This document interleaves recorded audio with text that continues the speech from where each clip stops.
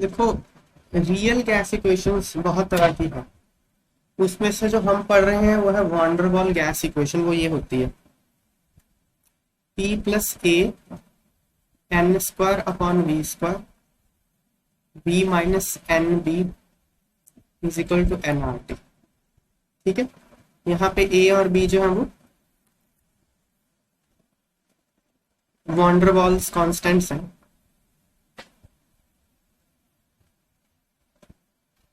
ठीक है, ए ए जो होता है वो मेजर ऑफ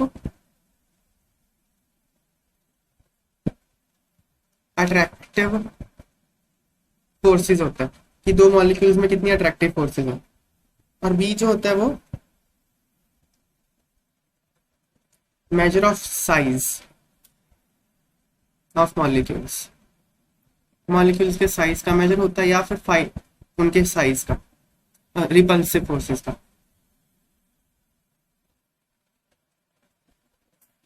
ठीक है, अट्रैक्टिव फोर्सेस का मेजर कौन है? ए। बी क्या है? रिपल्सिव फोर्सेस का या फिर साइज ऑफ मॉलिक्यूल्स का। बी को कहते हैं excluded volume.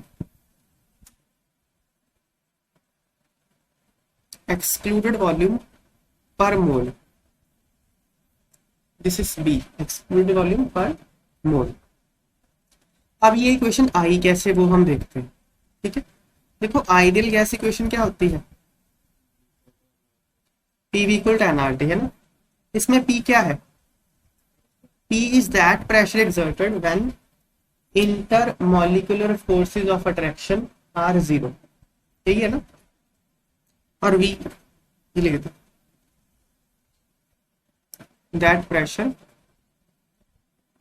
When intermolecular forces are zero. V क्या है?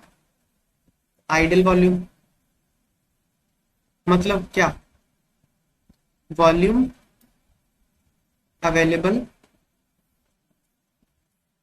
फॉर फ्री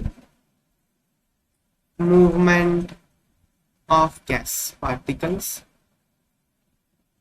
गैस पार्टिकल्स को फ्री मूव करने के लिए कितना वॉल्यूम अवेलेबल है, वो क्या है? वी आइडियल है। अब देखो गैस, ये मान लो कंटेनर है, कंटेनर में कुछ गैस है। अब गैस का भी तो कुछ तो जो फ्री वॉल्यूम अवेलेबल है गैस को मूव करने के लिए, वो क्या होगा? वॉल्यूम ऑफ कंटेनर माइनस ये जो खुद जितना वॉल्यूम ऑक्यूपाई करेगा वो भी तो आएगा ना। तो उसको कहते हैं एक्सक्लूडेड वॉल्यूम।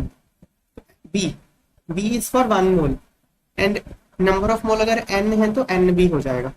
तो this is the actual volume available for free movement. इसलिए यहाँ पे हमने क्या लिख दिया? B minus n b. और इसका फॉर्मूला होता है b is equal to 4 into volume of 1 mole of gas. 4 गुना होता है 1 मोल गैस का जो वॉल्यूम, उससे 4 गुना होता है बी।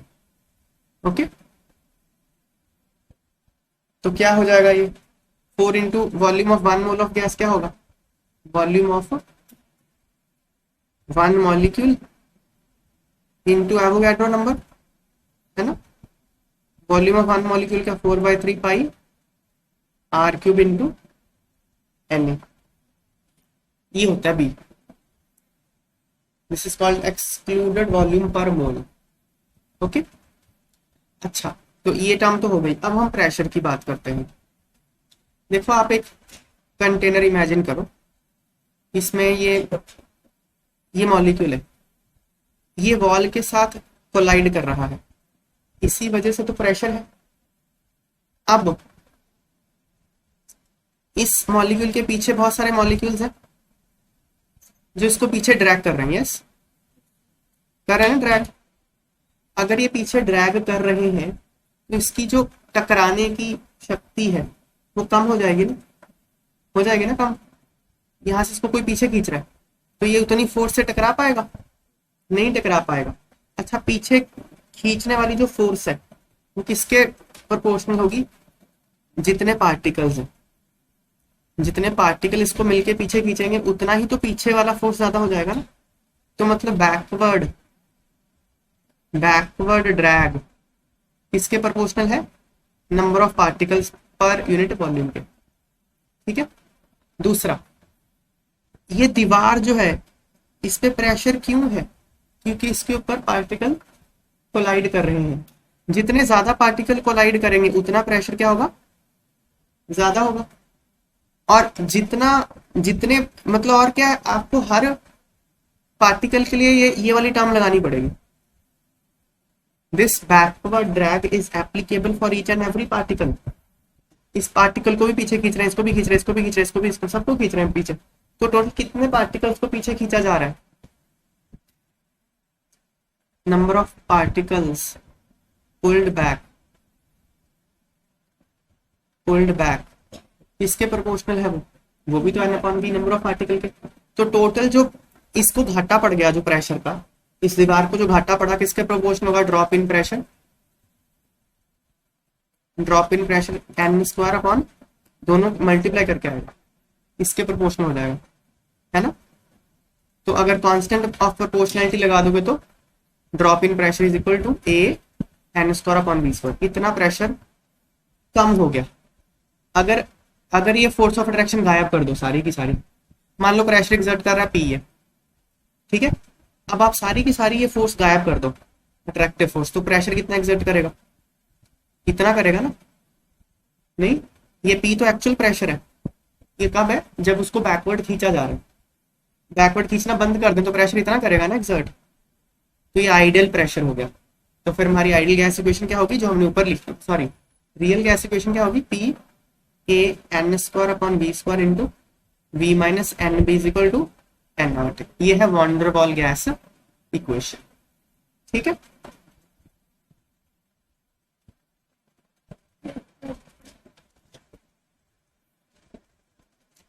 फॉर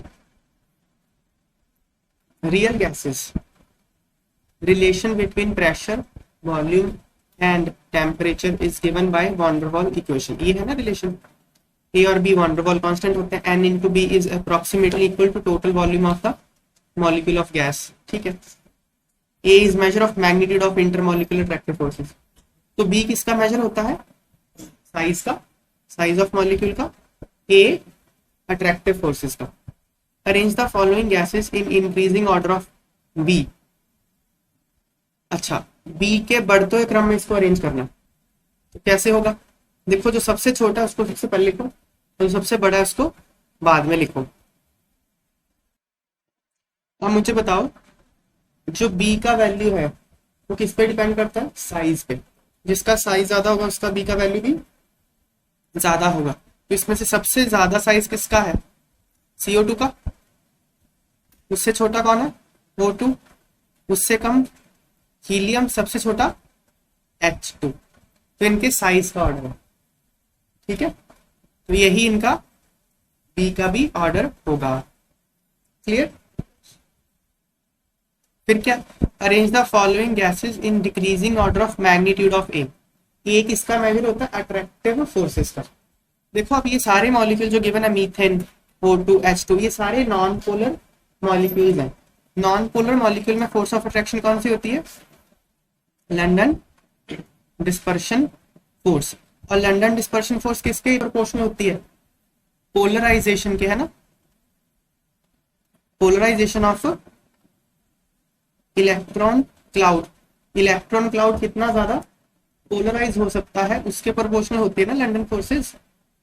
तो अब यहाँ पे देखो साइज किसका बड़ा है, पहले इसको साइज के अकॉर्डिंग कर लो। मीथेन का सबसे बड़ा साइज है, उससे कम O2, उससे कम H2। अगर इसका साइज बड़ा है तो इसकी पोलराइजेशन आसान है, इसलिए सबसे ज्यादा फोर्स ऑफ अट्रैक्शन इसी में होगा। दैट इज वाई सबसे ज्यादा फोर्सेस इसमें है। तो ए का वैल्यू भी ज्यादा है इसका, उससे कम इसका, उससे कम इसका। ये आ गया। तो डिक्रीजिंग ऑर्डर लिखना था, यही डिक्रीजिंग ऑर्डर ऑफ ए है। ये आ गया ना। ठीक है।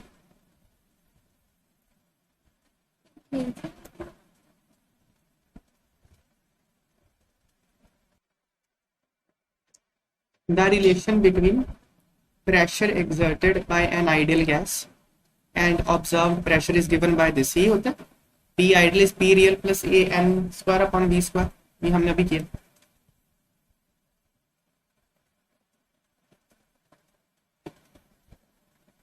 If pressure is taken in Newton per square meter, pascal ही हो गया, फोर्स पर यूनिट एरिया होता है pressure. Number of moles in mole, number of mole को मोल में ले लिया, वॉल्यूम क्यूबिक मीटर में ले लिया. ए के यूनिट क्या होंगे ये पूछ रहा है. What will be unit of a when pressure is in atmosphere and volume in cubic decimeter. A के यूनिट पूछ रहा है, तो देखो कैसे आएंगे. ये है question, a n square upon we square हो गया.